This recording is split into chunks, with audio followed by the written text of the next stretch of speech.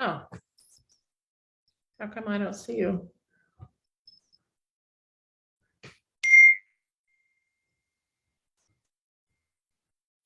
Oh, weird.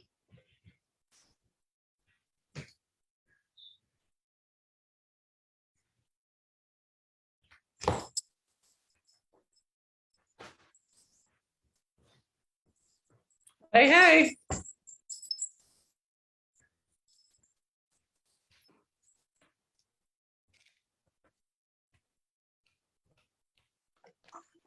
All right.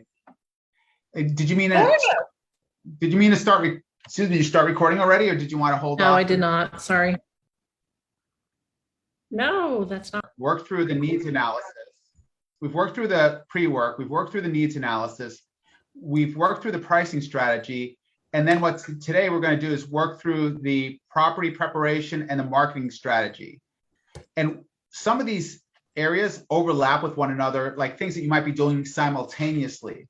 And so one of the things that I wanted to share with everyone real quickly, in like 3 minutes or less, is what it looks like that you as a group have created. So I'm coming back to the spreadsheet. I'm going to make this a little bit smaller so you can kind of see this timeline a little bit better.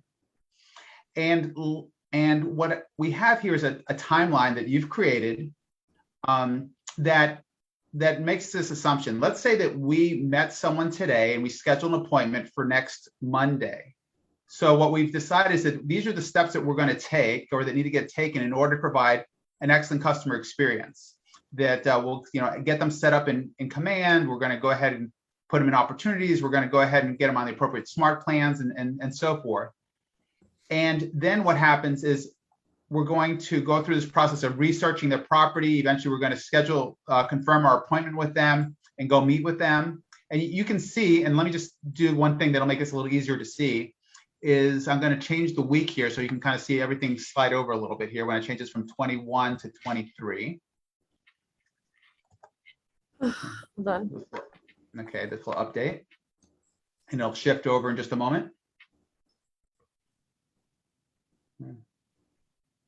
Okay, I'm waiting for it to go and bang. Okay, so now what you can see is that as we work through our checklist and time passes, and by the way, this red bar here shifts over with every day that passes. So today's the 8th of June. You can see where you should be and like where you should be tracking toward getting your listing ready, getting ready for your listing, getting ready for getting the property on the market. And at this point, we've worked through those first 3 steps. The next step that we're going to focus on is the pricing, the property preparation. And I'm going to share with you that this is a big section. And what we're going to do is we're going to tackle this it's going to be a 2-step process. We're going to break people out into rooms and take about 7 to maybe 8 minutes, maybe something like that, to go through this list. And remember, this list came from Pro, and then someone put together this list of over 200 steps that we take. And I don't know whether they were trying to just explain all the things that realtors do to help justify our commissions to someone, or whether this was truly, all the steps that we need to be taking. And it seems like there's so many steps here that what we'd like you to do in the breakouts room is to delete the steps that aren't relevant and just focus on just kind of paring this down, because there's a lot of stuff here.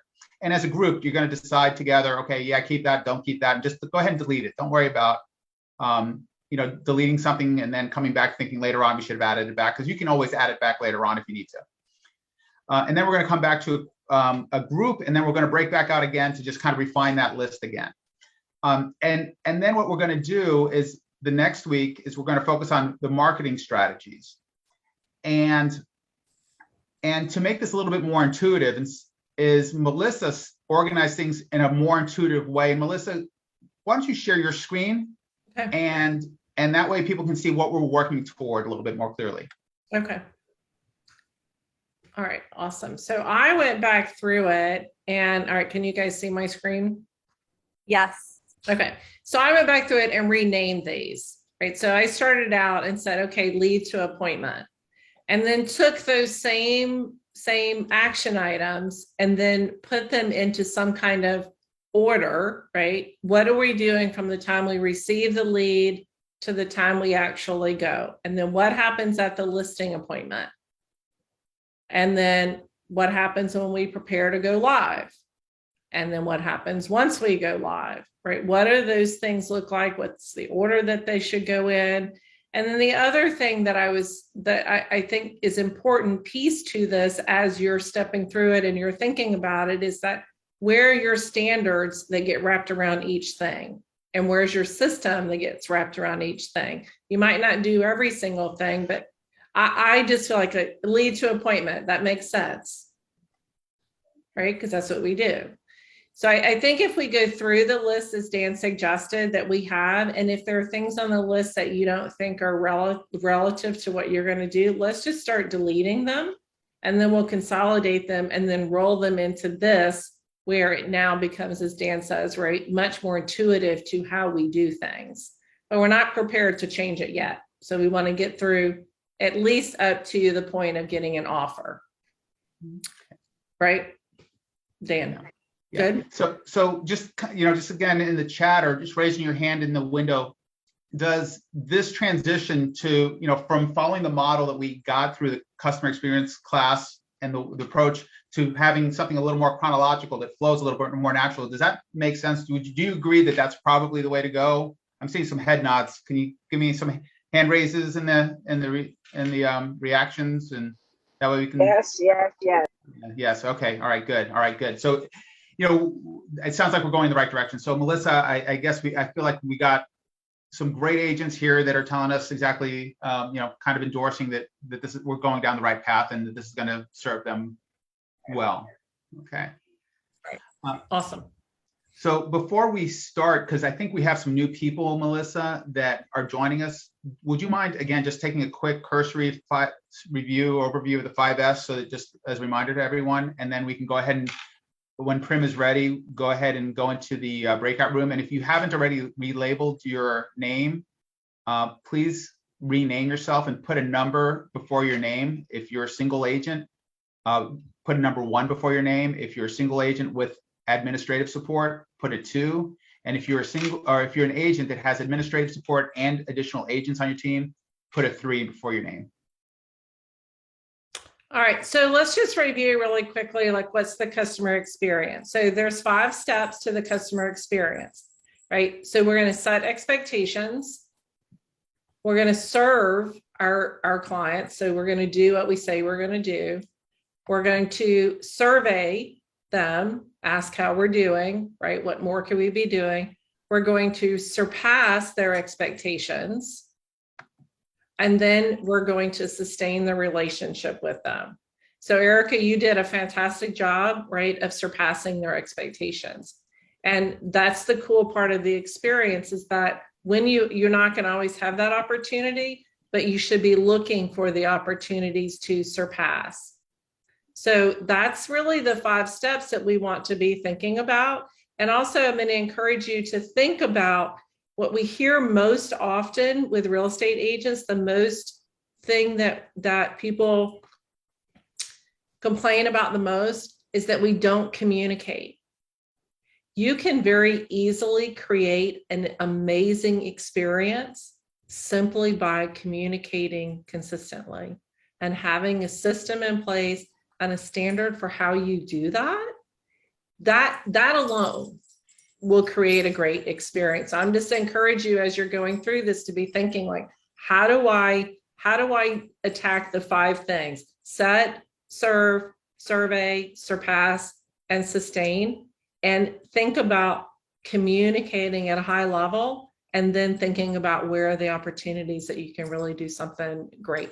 And that's really what we're focused on. And when you have a system, like what we're creating with this checklist, that allows you to do that easily. It allows you, because you're not missing anything. So that's really what it's about. It's not suspect, it's surpass. Set, serve, survey, surpass, and sustain. Yeah. Erica, did Alright. you have something you want to add? And then really quickly, we're going to roll into our breakout rooms.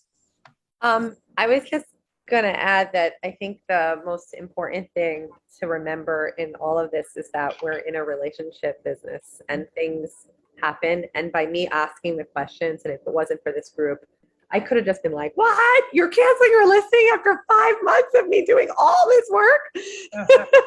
And instead, like, I just was like, "Tell me more." And Right. tell me more. And like to the point where I heard about a toxic relationship in their family that I would have never known if I, instead of being like calculating, thinking how much you owe me. And I don't know if it was said out loud, but it was they offered to pay like for my time Right. after that conversation. So like, I was like, guys, like, let's take this 1 minute, one step at a time. And then it allowed me the space to share with them, like, something about my past. So we like connected on a whole new level, and just, you never know at any point of the transaction where you're going to hear something and they're going to need you. And Right. yeah.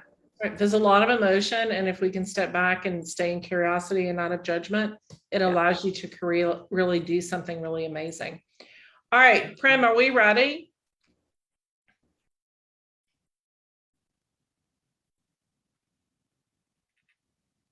Prem? I guess we're ready. I don't know. Yeah, yes, we are. Yes, we are. Okay. All right. So what we're going to do, right? You're going to go into your breakout rooms and you're going to look at your list for the property preparation. And we just want to do it quickly and get rid of or delete or make note of the things that we don't want. And then we're going to come back and kind of debrief and then decide how we want to keep going. All right. Can you reshare the link, Dan?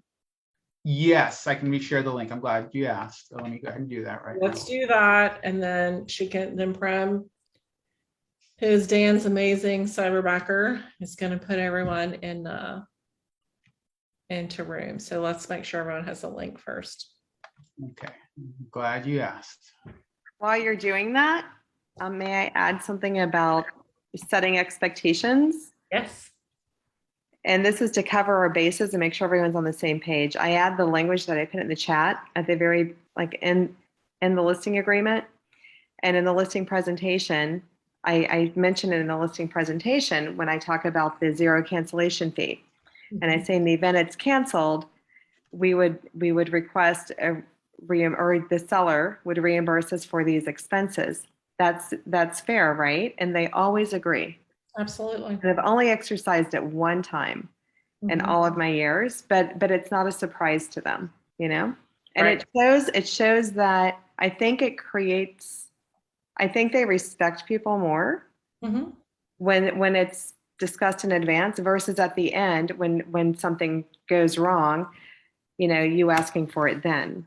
Absolutely. Absolutely. But that, again, it's all about setting that expectation and all about, telling people what's going to happen when it's going to happen. It changes everything about how you proceed and how you do business. Yeah. So coming back to this, we're going to go till about, let's say 4:57, roughly 4:58. And as you go through this list with the folks in your room, feel free to go through it, delete lines that aren't relevant, go through it and add things if you feel like it's important. And in those 8 minutes, don't overthink it. Just go ahead and clean it up. And then we will go from there when we get back and have a quick chat about it, and then go back into the rooms to fix it up and clean it up for this week. All right, Pram, we're ready for you.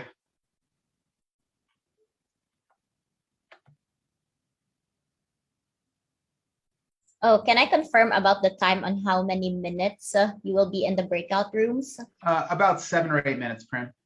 Okay, sure.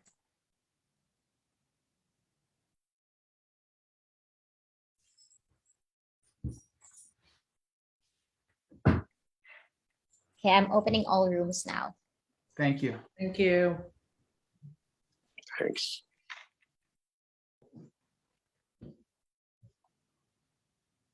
And so I'm looking at line 74, and what is the purpose? I have never in my, 20-something years of being an agent, measure rooms. As a listing agent, why would, and I'm coming from curiosity, it might not. I can answer that. But why is a listing agent measuring rooms? I can answer that. I don't know if the question is why is the listing agent doing it or why are you measuring the rooms? But we have fields in our MLS that include the dimensions of each room.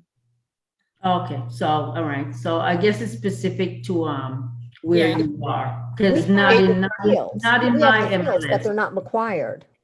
Right, Yeah. but in Florida, in our MLS, it is required. No, Right. Yeah, Gotcha. in Michigan it's required too. So and just to clarify, in Florida, well, I'm in Flex. I don't know, Melissa, if you guys have Flex or Matrix. We Yeah. have like 3 rooms that we have to provide dimensions on. The rest of them don't have to be measured. I measure all of them Mhm. because it's helpful. Yeah. In New Jersey, you'll get listings with no room measurements. Southwest Florida doesn't have measurements. In It's Pennsylvania, not we have required measurements. Here, it's not required in Georgia. Right, Let so it- there you go. Nora, That's the reason, right? But I think that to your point though, right, is that there are going to be things that maybe apply to what you do and maybe things that don't apply. When I was popping around, there were people that are having conversations about how much do you need to know about septic and well and those types of things, right? And I don't think we have to know all of that, but there are certain things that we do need to have knowledge of that maybe it's not everywhere, because maybe it's not something that's even, if you're in Midtown Atlanta, you probably aren't dealing with wells and septics. Mhm. If you're in Monmouth and Ocean County, New Jersey, you need to know septic, well, underground oil tanks, propane, all that good stuff. Right. Yeah. And in Florida, we have to do a lot of that too. All right. So let's go through the spreadsheet. I know that was kind of quick. And I think, just popping in the rooms, I think people were definitely going through it. Can we just kind of debrief on that? And room 1. Can you guys tell us what your thoughts were? If you were able to access the spreadsheet? Wola, you want to take it? Yeah, we basically went through everything, and we marked most of all of them as staying. I guess the next stage is to reorder them or whatever we want to do. We were not able to provide additional information because we didn't, we were trying to get through all the list. Mhm. Okay. Yeah, and Go ahead. oh, sorry, just one other thing. We did have one that we didn't think was applicable, but a lot of them, just like everybody was talking about, is if applicable. We just didn't have time to kind of put all the ones that said if Ask applicable. you to separate those. Right. Yeah, I'm going to go ahead and mute everyone so that we don't have background noise. And if you speak, go ahead and unmute yourself. Yeah. Okay, good. All right. So room 2.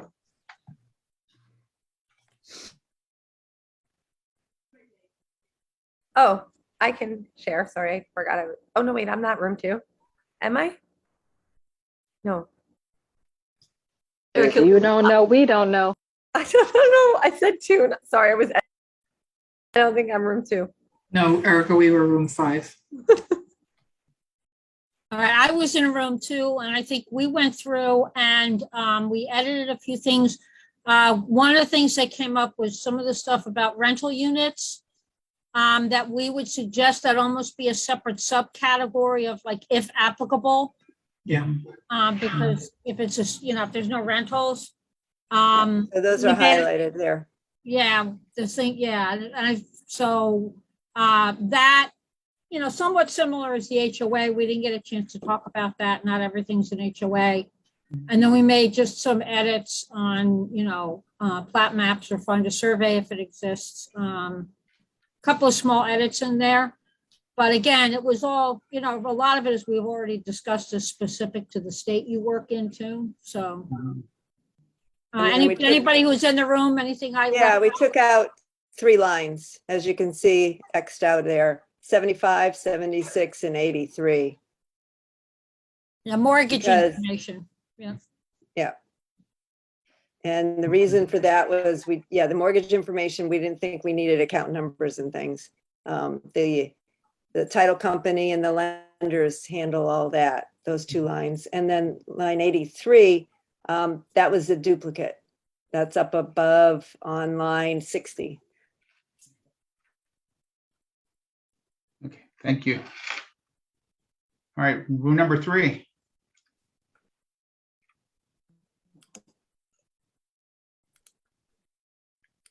Is there anyone from room number 3? Pram, did we have a room number 3? Yeah, I think I might have been in room number 3, but I'm not the one that took the notes and did it. Lisa Hamilton. We were in room number 1, Mindy. We were 1? Oh, never mind. I think I was in room number 2. I don't know. I didn't take the notes, but we did make just a few changes where we talked about the well water. Most of us, we left it there, but for the majority, we didn't use it. The room measurements, we left it there because some people use it, some don't, just depending on the state. But for the most part, we kept everything in place. Okay. All right. I skipped number 3. I was in room number 4, and maybe I'll just start with room number 4 real quickly. Is one of the things that I found is that list was almost broken down to include things that would normally be on a checklist. So instead of saying, hey, check the utilities, check the electrical, check the water, check the sewer, we could have put it under a heading, check the utilities, and then have a checklist as part of our system. And then that's where we would have all those things. It wouldn't, that way it's not this huge list, but that we would kind of reference that.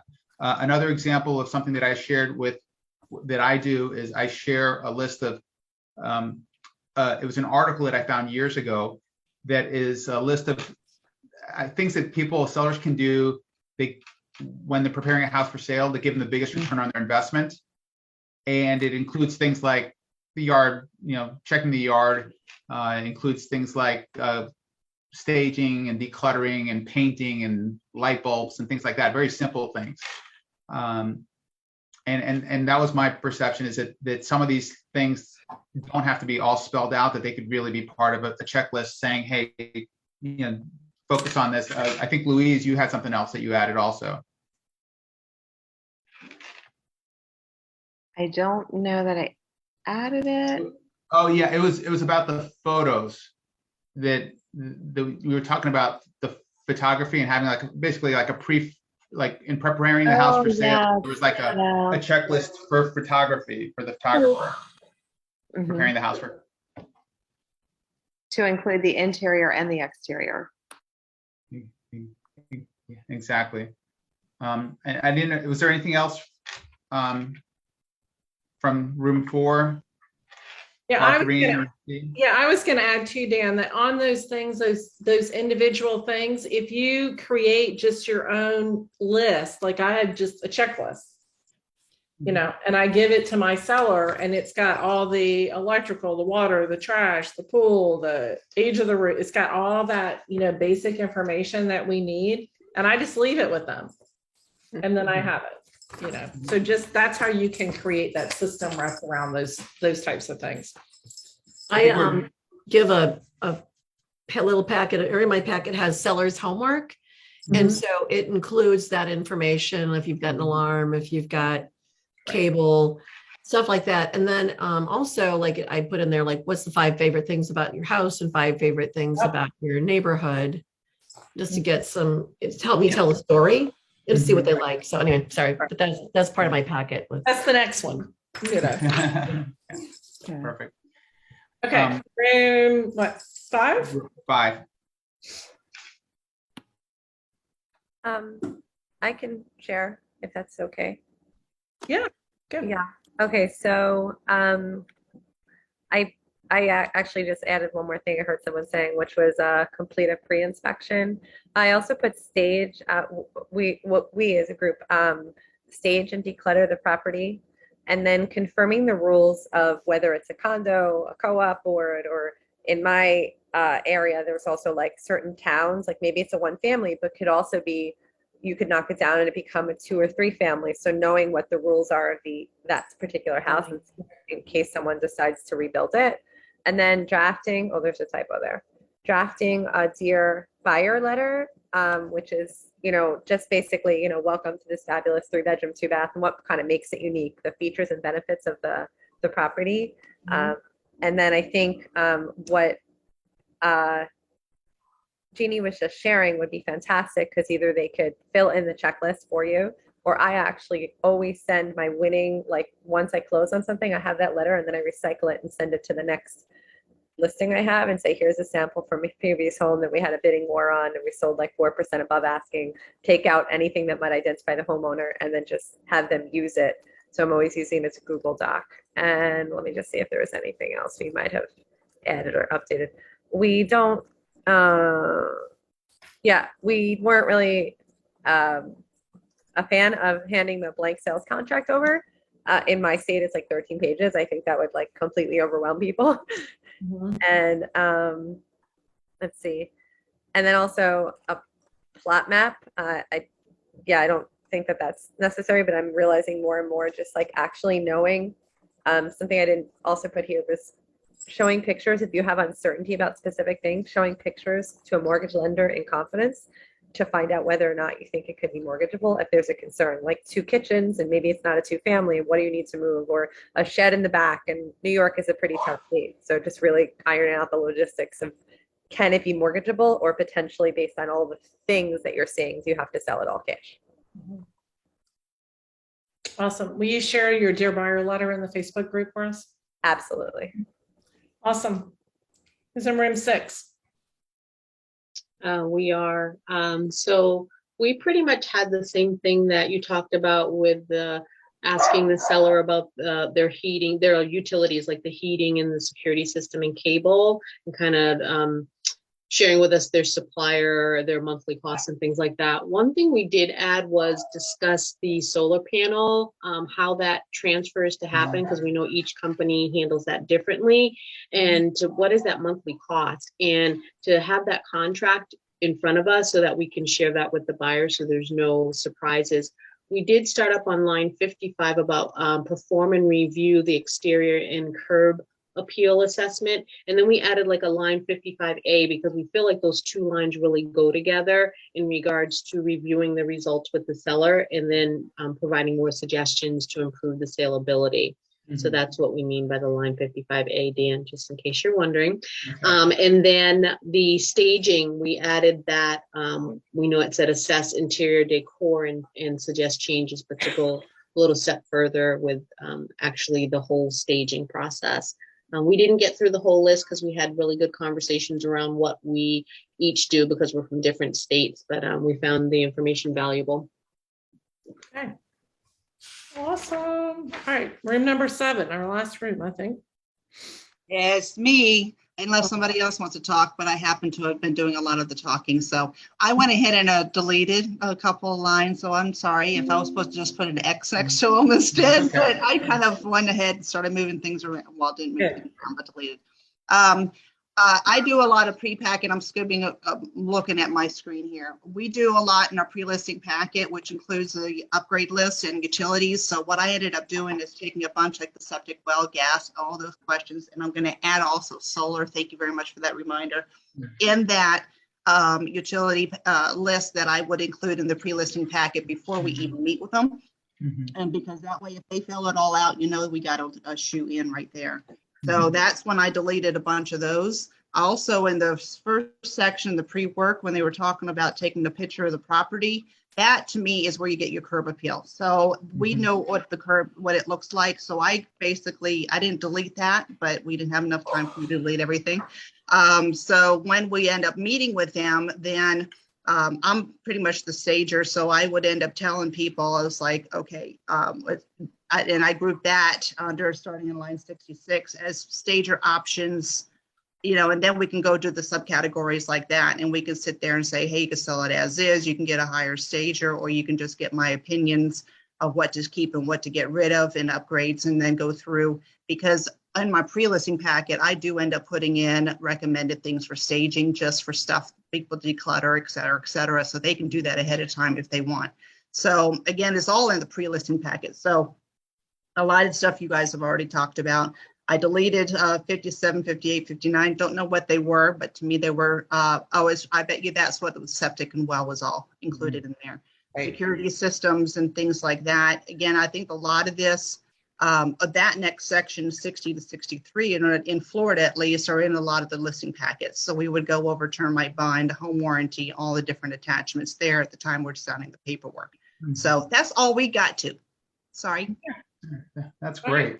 No, I think that's wonderful. I think with all of those, comments and suggestions, I think we're going to be able to like maybe consolidate it where it makes good sense. So What I'm thinking, Melissa, and for the rest of the group, is that just like last week, and just again to share what we've done already from last week, everything that was here in red was what we added from our breakout session last week. We'll do something similar here for this section, and what I think is going to happen, what will probably make more sense, is again to consolidate, kind of like Deborah was talking about, the utilities and solar under like one heading, and under a category, and then that would become a checklist, kind of like what Melissa shared with everyone, and then we'll be able to do that for other things here, so that this big list will then become a much more manageable list of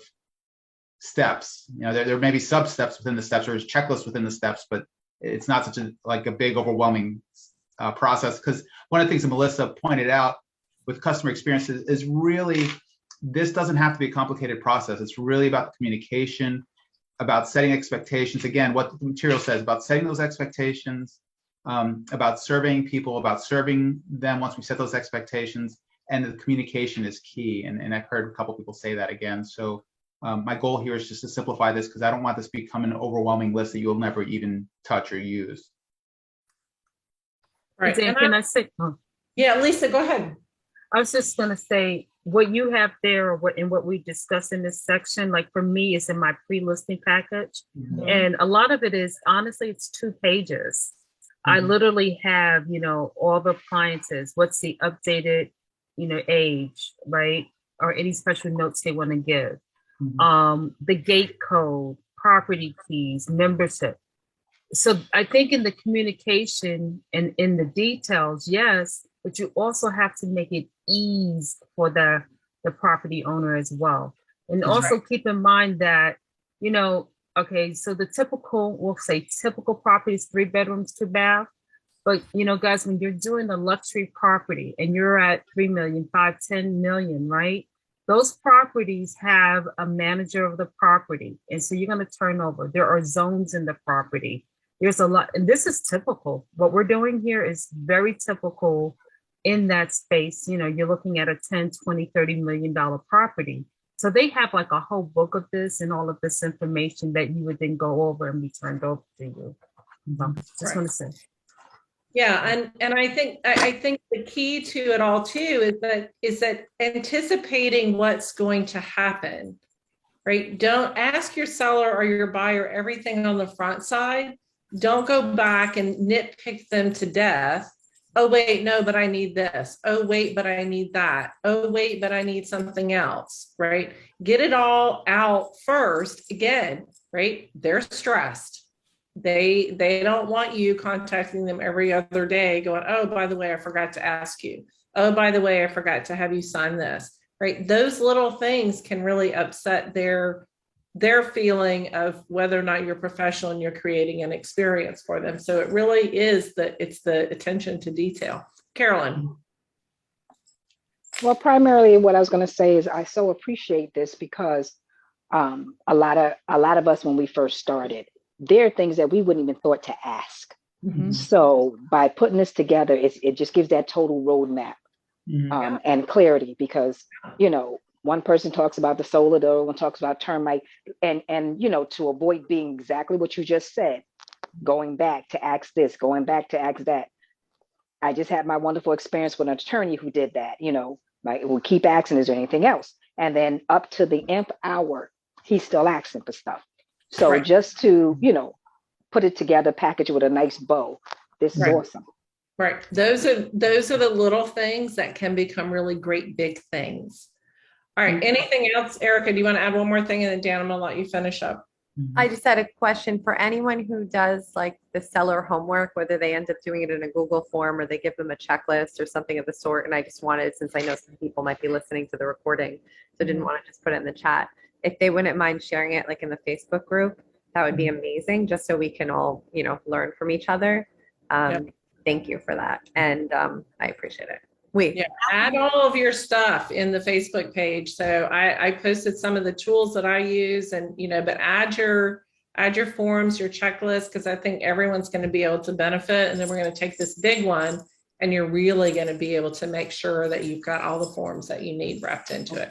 Melissa, before you go to Muriel, one suggestion that I thought we might be able to do in the Facebook page, and I don't know if this is possible, is maybe create folders around the different, so that people can basically drop in the file that corresponds to the right section, and that way it's easier for us to find it later on and then plug it into our system, and you can R&D things from one another that everyone's willing to share with one another. I don't know if I can do that, but I'll see if I can figure out how. Okay. All right. Yeah. Maybe Prim can help me do that. I don't know. Yes.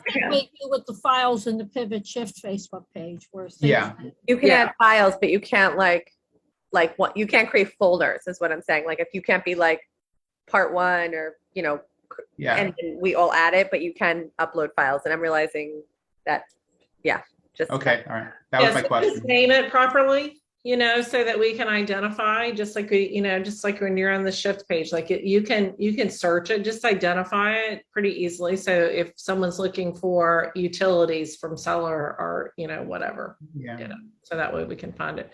All right. So should we start it with a 1, a 2, or a 3 so we know what it's pertaining to? You know what we could do is one of two things. We could either have it match up with the stages of the customer experience class with those same headings, or just call it pre-listing material or listing or post-listing or offer material. That way it makes sense to anyone that's looking under some general heading like that. That's great. Yeah, but just go in and add stuff, because I really hope that at the end of all of this that we all have that as a resource to go to be able to access it and pull those things, because I don't think it's going to end here. Like you're going to have to do a little bit of work and decide what works for you and what doesn't. So and decide, I heard a few things in the rooms, like you can have standards for what forms and things that are required, but you're going to have different systems for different types of properties. If it's a single family, you're going to need certain forms. If it's a condo, you're going to need certain things. If it's an investment property, you might need something else. So just know that you have standards that have to be done, and then you're going to have systems underneath those standards depending upon the circumstances. All right, so 2 more, and then I guess we're going to probably try and wrap up, Dan. Awesome. All right, Mariel. All right, thank you so much. This is great, particularly for a single agent. It's amazing. Awesome. I was just thinking, I was in group 3, and the part about like the rental. So you just mentioned that, Melissa, about the different properties. So with the rental, they had like different areas. If that were combined as a checklist, then that would eliminate maybe 4 or 5 of the lines, put them together. Right, put them together, because they're going to be different information that you need for sure. Louise.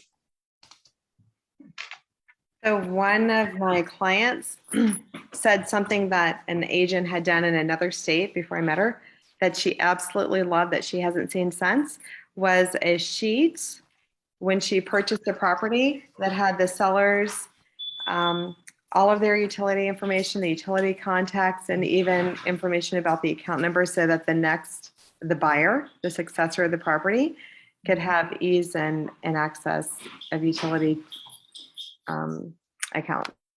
Right. Yeah, I mean, that's part of, like, we provide that to the buyer's agent. That's why we have it filled out by the seller, because now it's, now they've provided it, and then we provide it to the buyer's agent so that they can make sure they get everything turned on. So yeah, I think that's a great idea. Yeah. All right, Dan, you want to wrap us up? All right, guys. And I really appreciate the format. You guys were fantastic. We really didn't want to go over an hour, and we're right at, we started a little later, and we're still going to end a little earlier, right on time. So, please feel free to invite others. even if they missed everything up to this point, here's the benefit in them coming is they get to benefit from brainstorming, contributing, seeing where we're going with this, and then everything that we've created, we were planning on sharing with everyone. So it's available to you. So, they get the benefit of everything that we've done to this point, and they get to contribute going forward. For next week, what we're going to do is focus on the marketing part of it. And what I'll do is I'll take everything, the feedback everyone got, I'll try and consolidate everything that we've done so far, and create those like checklist headings, so that for people's unique circumstances and local standards or local practices, you can refine the checklist for your own unique need. And I just ask that, like Melissa said, please go ahead and upload files into the Facebook page. I believe we have a lot of resources through the Pivot Shift page that we can pull in and kind of basically make this an absolutely amazing tool for everyone to start using. Right. And then I think in the next 2 weeks, what we'll do is we'll change the format just a little bit so that it starts looking a little bit more, following a more chronological framework, like Melissa laid out, where we talk about what happens from the point of time we get a lead to preparing for the listing, then going in the listing, then between listing and then putting it on the market, then once it's on the market, then once we get it under contract, and that will follow more sequentially in a way that makes sense. All right, does anybody else have anything they want to add before we wrap up? Yeah, I see Kelly have a question. Yeah, I just have a quick question, and I might have missed it. So the spreadsheet that we're working on, is that something that we're taking a copy of now and kind of doing our own thing and adding to it, or are we waiting until this is done? It's up to you. If you want to take a copy or make a copy of it and start working it on your own, you can. Yeah. What I'm expecting though is that as we continue to build it out, I'm going to continue to update the master copy. Okay. And then that master copy will, at the end, when we're all done, is going to be a tool that everyone will have access to, that we might even have links to that you can use and reference based on, like, we can take the pivot shift material that people have contributed and already plug it in there at once so that people have access to that. And then you can print up your own copy and then refine your own copy for your own team and personal use. Perfect. Thank you. Okay. What a gift that is. Wow. Mindy. I apologize if you said this at some point today or in one of the other sessions. Do you have anything like a timeline or a flow chart or something along that, that you share with the clients? Like I have a buyer timeline and a seller timeline, which I've actually merged so they can see what their responsibilities are, but it doesn't say what I'm doing. I do that in an email. Yeah. To them once they list. I send them an email that has everything like what's next, what they should expect to have happen, all of that. So yeah. I have a timeline for buyers and sellers that I keep in the pre-listing and pre-buyer packet. I have a form for transaction timeline. Exactly. We all have something like that, but I love the question because we've been wondering too, what Google Doc or something could we give them access to so they can continue to see us working? Well, that's what KW Command is designed to do. I mean, that's right. What our customer app is designed to do, is that through Command, we can format Command so that it'll give them an update throughout the process. And from their perspective, well, first of all, it's a really high quality timeline so that they can see here's where we are and here's what's happening next. Here's where we are, here's what's happening next. And what we're working on is not necessarily intended to be visible to the consumer. This is really meant for you and your team to be able to have a working tool to kind of guide you through the process so you can consistently follow a standard, set a standard, follow a standard, and do it every time so that you have an excellent process for excellent customer experience. And I look at giving something. Well, I was going to say, I think that giving something to them rather than just here's what happens next is also providing that experience. Agreed. So if anybody has that they send, so Deborah, if you have that, if you have a minute to upload that into the Facebook page, I think that would be awesome because I think as Dan says, if anyone's mastered the customizing the app so that they have the access, I admit that I don't. I'd like to learn it. I don't want to reinvent. Gosh knows. Me too. Yeah, that might be the bonus class when we're done with this. We can Yeah, get a it'll- multi-person to do that. We'll get our tech guy on here because I already mentioned it to him. I'm like, would you come on and like teach us a few things? So he will. All right, so Deborah. Well, what else? the only other thing I wanted to highlight is make sure, just ask them how the buyer or how the seller wants to be receiving this paperwork, because I know you all probably have just as many as I do. And you can give them all the paperwork in a pre-listing packet, and they got that whole thing signed out. The only thing you have to do is just fill out that 12-page actual listing, because they got all the attachments filled out. They got everything before you meet them. Otherwise, electronically, or, they need everything read. Of course, you can't be an attorney and explain, but there's so many different things you have to ask them ahead of time, because I think that would help us a lot too. Yeah, that's all. Agreed. All right. Agreed. That's why you need a pre-listing checklist, so you ask all the right questions. Yeah. Melissa, thanks for facilitating this. I really appreciate doing this with you. I appreciate the introduction, the review of the 5S model, just keeping us on track. That's fantastic. Thank you so much. And for everyone that's participating, contributing so much, you guys are fantastic. Like I share with everyone in the Pivot community, I love you guys. You guys are amazing. And thank you so much. And yeah, please, Melissa, how can they find the Facebook page again? And I don't know if we have it in the link. Let's put it in the link maybe. Yeah, so maybe Prem can drop that in. So if you go to Facebook, it's just Customer Experience Workshop. It is a private Facebook page. Erica, it is private, so you have to request to join it. So join it. There's probably close to 250 agents in there now. So go join it. The recordings are in there. This one will be there tomorrow.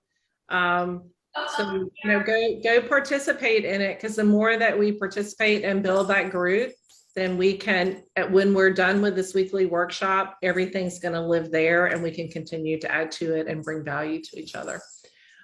All right, everybody, it is 5:35. My grandbabies are coming over tonight, and I have to cook dinner. So have fun. I've got to prepare for a listing. Thank you. All right, great to see everybody. Take care, guys. And what time was dinner again? Thank you, everybody. Have a great day. 6 o'clock. 6 Thanks o'clock. all. Dan, you're a rock star. Thank you, guys. I second that, heard that. Yeah, I know. I mean, yeah. Bye, guys. Yeah. Thank you, everyone. Thank All you, right, everyone. see you later. Thank you, Prem. Hey, guys.